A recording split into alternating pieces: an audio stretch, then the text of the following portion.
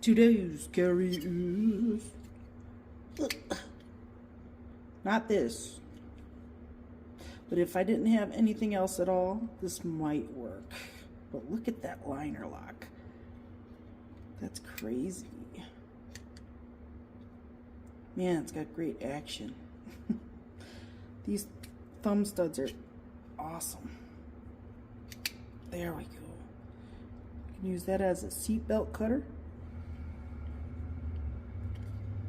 You could use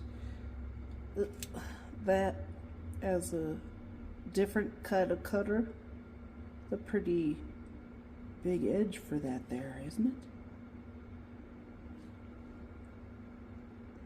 Yeah. DeWalt. Should probably close that before I do that. I just wanted to show you guys my daily carry. Just kidding, guys. I was just under my desk being funny about that. DeWalt. But I'm carrying the full-size Praxis with the polished PP.